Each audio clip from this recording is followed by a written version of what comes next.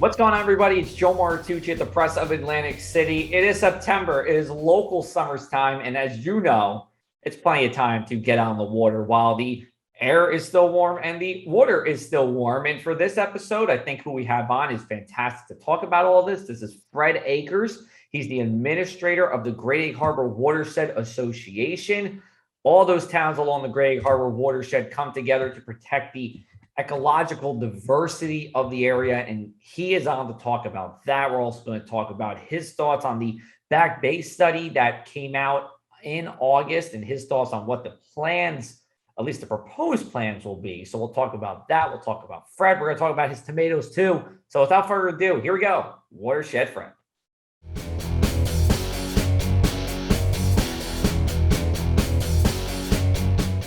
All right, let's get this going. We are here with the man himself, as he likes to call himself, and I actually like it too. Watershed Fred Akers. Fred, how's it going today on this very warm, even hot summer afternoon? We're recording this in August, and the heat is on. Yeah, it's going good. The heat is on, and we've had some good rainfall. Okay, cool. More important question for you, Fred. How are the tomatoes doing? Banner year, bumper crop. They got cooked just a little in one of the heat waves, but they're taller, bigger plants, and the harvest is just overwhelming. It is possible that Fred is the tomato king of Atlantic County. He came over one day and dropped off tomatoes, and I saw like the whole rainbow spectrum of tomatoes that he had, all shapes and sizes. I wanted to show you my tomato that I picked from the garden. How do you like this one? That's nice. It looks good. What kind is it? What kind is it? Geez, I don't know. I would say that this would be a small beefsteak. Is that correct? It's hard to know. We grow mostly open pollinated heirloom tomatoes. I don't know. You know what happened? I bought the plant at Home Depot, Fred. I know that was probably really bad of me to do, but it was just a Home Depot plant. No. It's probably a hybrid. Maybe one of the boys or the girls. Okay. Big boy. Right. Well, it tastes good. It looks good. So, those checked off two big boxes for me. But good for you for growing it. Congratulations. Well, thank you. I appreciate it. We always grow it. Actually, when I was growing up, my nonna and both my nonna and my Tatone, Italian for grandparents, they used to have a pretty sizable garden, at least for Union County standards. Let's just talk about, besides the tomatoes, because I think you're really just a fascinating person to talk to because you're so involved here in South Jersey. And on a personal note, I feel like a lot of what you do, is like unsung work, and it's very important, maybe not get all the credit that you do deserve. So Fred, I'm just going to kind of turn it over to you, and, just in 2 or 3 minutes, just tell me about yourself, growing up. How did you get to be at this point in your career? Okay. I grew up in Brigantine. I went to Atlantic City High School, and I was in the Boy Scouts and spent a lot of time growing up at the shore, in the back bays, boating, fishing, canoeing, going inland to the Pinelands. I've been canoeing on the Great Egg Harbor River off and on for almost my entire life, from maybe 14 years on. And over time, I went to college at Drexel, and I got a business BS in business administration, and I went on to work for big companies like Procter Silex and Johnson & Johnson and the Glass Company and Miller Brewing. So I was chasing those corporate jobs. And then I kind of reached the point where I said, I don't think this is the way I want to go. So I moved back to New Jersey, and I said, I'm going to be here, so have a sense of place. And over time, an opportunity came up to get involved with the management of the Great Egg Harbor Watershed Association. And that opportunity came with the federal designation of 129 miles of wild and scenic river. And the Great Egg Harbor Watershed Association was designated as the host.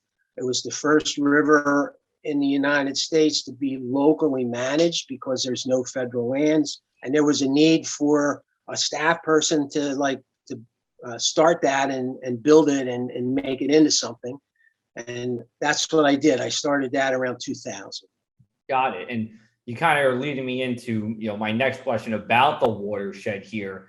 Is what's the importance of the watershed actually being locally managed as opposed to something that would be under federal control? Okay. What the importance of that is it's a way to have federally supported management at the local level. So in the case of the Great Egg, there was a requirement that local municipalities had to buy in. So there are 12 towns that have agreed to participate. Well, first they agreed to a local river management plans, which was about protective zoning. And then the second thing they agreed to was to appoint people to serve on a council of the 12 towns in the Watershed Association forever. So it's a way, and another big component is the river is managed through cooperative agreements. So federal funding comes to local jurisdictions under this program. So it's a way for congressional designation to kind of bring home the bacon in a sense, to have federal funding pay for local river management. Got it. Okay. And from the research that I did, it looks like the Great Egg Harbor River is classified as a, quote, recreational and scenic river and not a wild river. So just confirm that for me if that's true. And that is true, does that matter for the people who use the waterways? Okay, that's a great question. So to be designated a wild and scenic river, there was a study that was required. And the study that had a number of metrics that were involved. One was whether the river was wild, scenic, or recreational. And it could have been all of those or some of those. And that depended mostly on the accessibility. So areas that, like, we didn't have any remote wilderness in our watershed, but we did have some scenic areas, which are down in the tidal area mostly. And then recreation was the next one. And then there was a whole scoring process for values. And so they're called outstanding resource values. And there were a number of those that qualified the Great Egg to be designated, one of which was outstanding recreational resource values. And there were also cultural values and the scenic values and wildlife values that were all included as metrics in the designation. Got it. So it's a recreational river and it's a scenic river, but it's not a wild river. So it met 2 to 3 designations. So like, it's New Jersey. We're like the densely most populated state in the country. Are there any wild rivers in New Jersey? I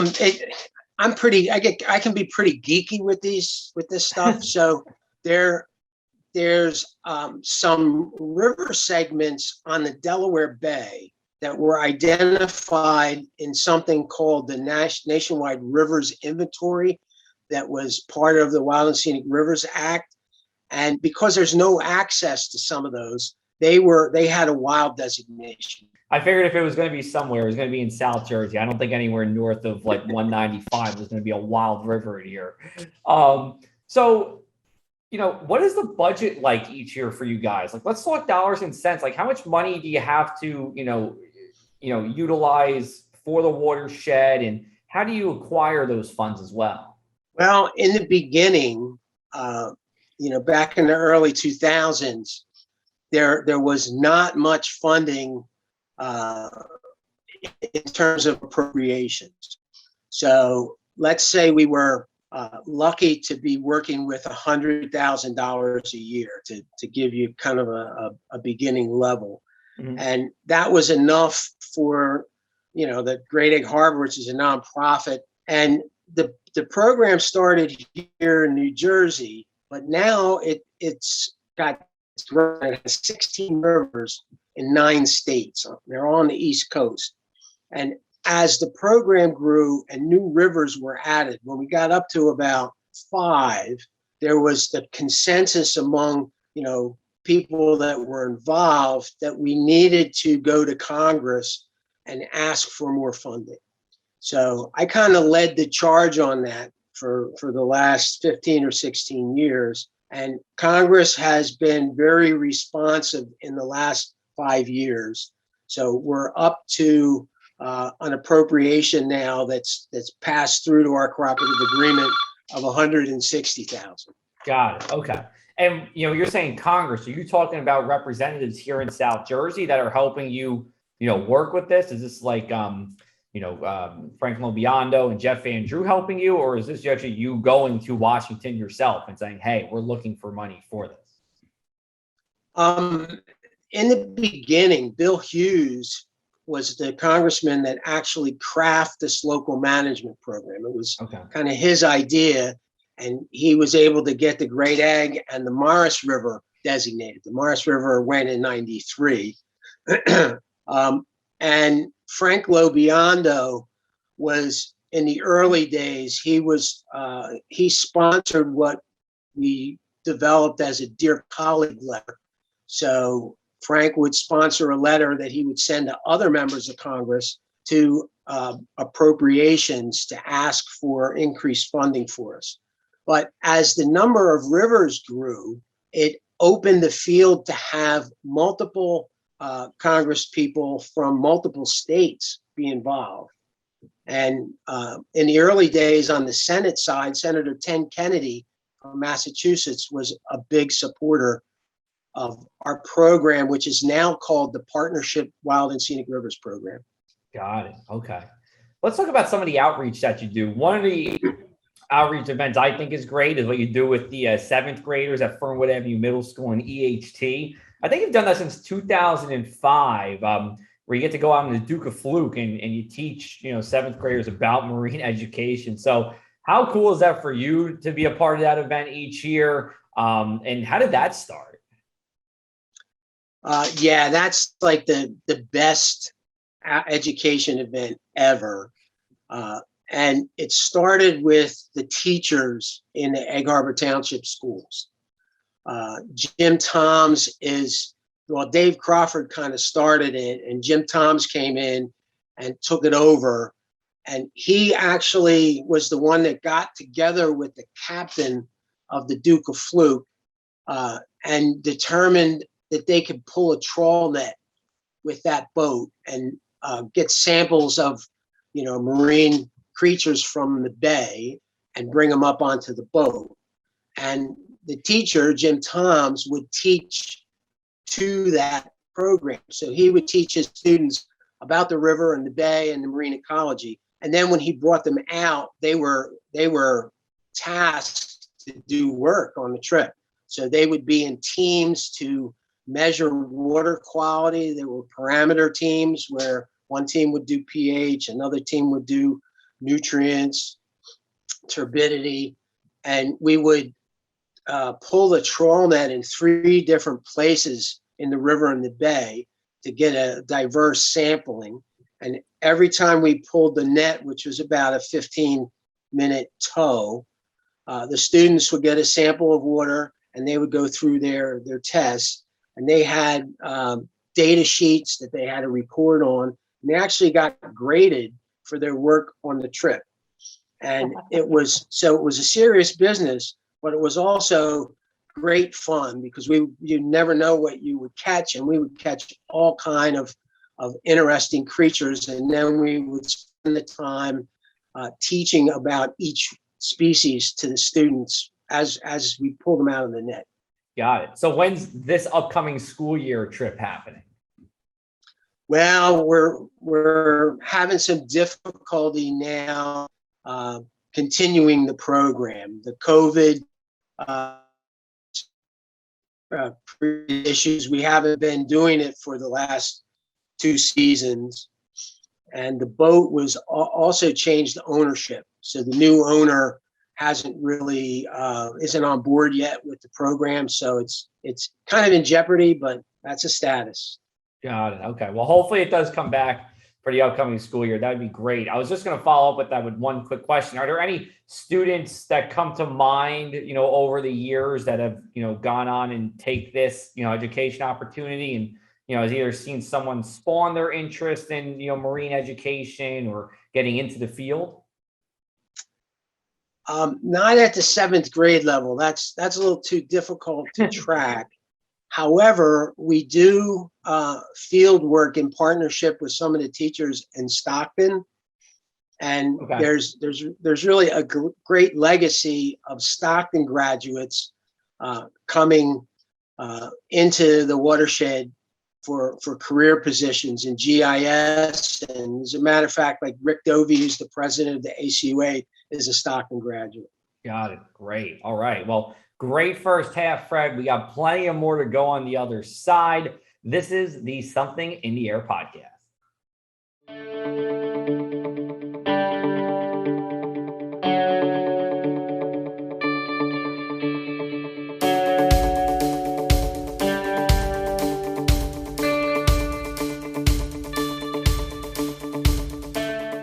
All right, and we are back with the Something in the Air podcast, brought to you by the Press of Atlantic City in conjunction with the fine folks over at Stockton University. We are with Watershed Fred. He is the administrator of the Great Egg Harbor Watershed, and we have been talking about everything watershed related. And we're going to shift gears a little bit into the second half because Fred does wear a few different hats, and we'll get into that. But I want to talk to you about one report that came out by the Army Corps of Engineers, the long, we'll say, studied Back Bay project is finished, and the Army Corps, in conjunction with the New Jersey Department of Environmental Protection, did come out with its initial plan. And with those, it did include some things that would impact the watershed area. Floodgates, there's proposed 3 floodgates to be built, including one through the Absecon Inlet, another one between Longport and Ocean City, and then also a Back Bay barrier that would help to pull off the back bays, including one that runs essentially off of Route 30 from Absecon tied to the bulkhead on the other side. Fred, I know you have some thoughts on this. I want to turn it over to you and see what impact that would have on the watershed, both positive and negative, and your opinion of it in general. Okay, I've been studying this for probably 2 or 3 years because the Army Corps has been working on it, and the barrier that would go across the Great Egg Harbor Inlet, it's kind of at the very bottom of the watershed. So the impacts would be in the coastal area. The potential impacts would be in the coastal area.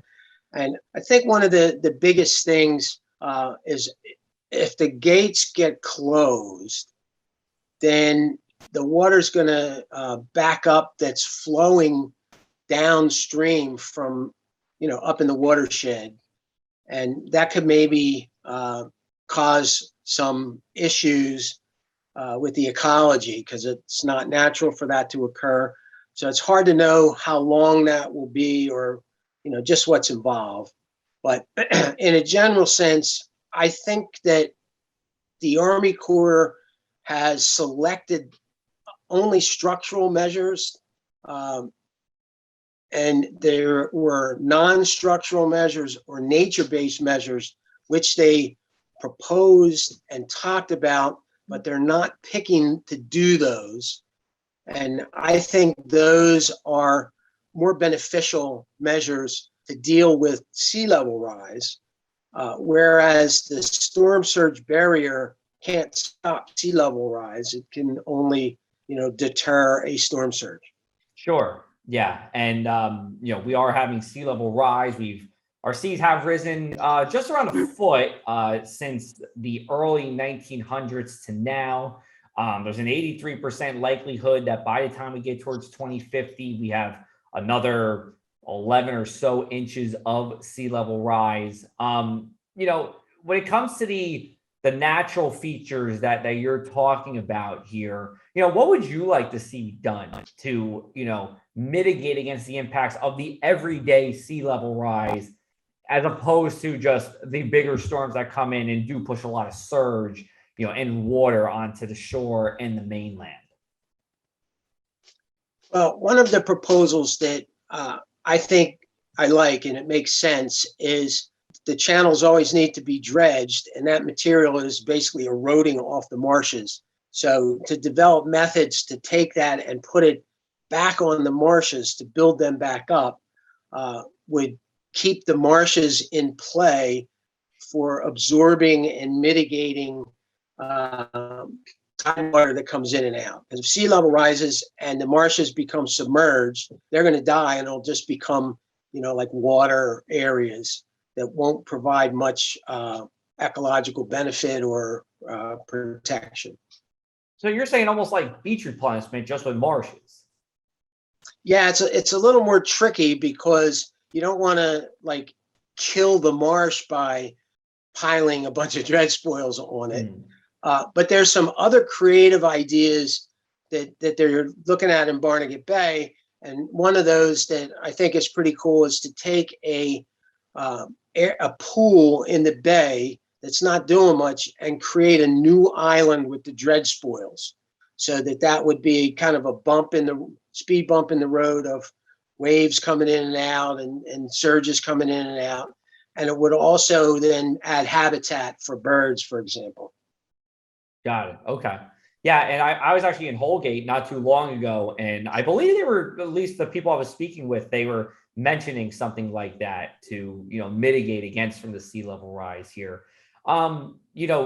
Just growing up in Brigantine and, still being very active with the waterways, of course, more so than ever, how do you see, tidal flooding and the increases in tidal flooding? Because on one hand, yeah, sea levels have risen, but on the other hand, the way I see it, growing up in Brigantine compared to how it is now, it must be night and day with how much has been built up with impervious surfaces, sidewalks, roads, buildings, etc.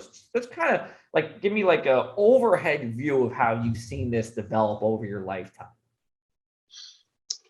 When I tell people I grew up in Brigantine, I tell them it was BC, which is before casinos. So now I don't really even like to go back there because it just isn't the place where I grew up with, wild ends of the island and vacant lots and all that kind of stuff.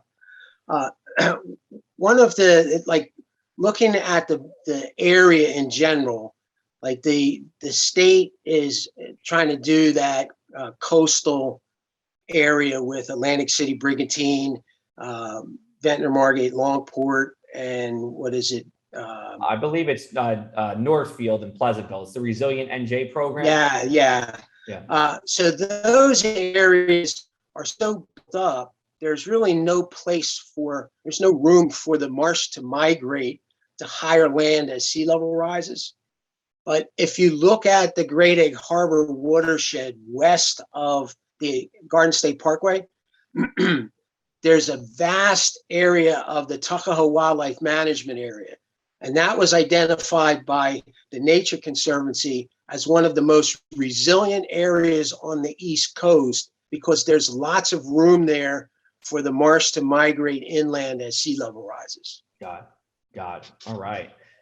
Let's shift gears a little bit. We're going to talk about one of our favorite things to do, and that is CocoRaHS, the collaborative community rain, hail, and snow network. I can never figure it out. But CocoRaHS was essentially, did I get it right, Fred? Was I close? Yeah. Yeah, I think I was in the ballpark there. It's a volunteer way to measure rain, snowfall, even hail, and report it to a national database, which is then used by many different players. It's used by myself. Oftentimes, if you're seeing my reports of who had the most snow, who had the most rain, it comes from CocoRaHS, and it's all done by you. And I've been very happy to say that over my time here working with Dave Robinson, somebody that if you're listening to the podcast, you know very well, Fred knows as well, has been instrumental on. Dave Robinson is the coordinator for the state, and we've been able to increase the number of people in Atlantic, Cape May, Cumberland, Ocean County over the past couple of years. But Fred is actually the county coordinator for Atlantic County. So Fred, I'm just going to turn over to you and talk about how CocoRaHS is actually influencing what you're doing with the watershed. Well, the rain is our like biggest source of fresh water.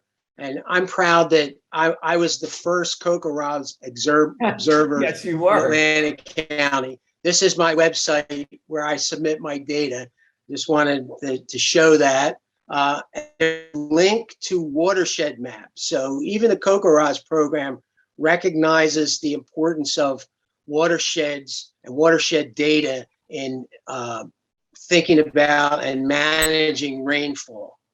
So this is a map from Kokoraz that shows the upper part of the Great Egg Harbor watershed. And one of the issues we have, Joe, in our watershed is that we're in the coastal plain. So everything's very flat. So it's difficult to see where the high points are, the edges of the watershed.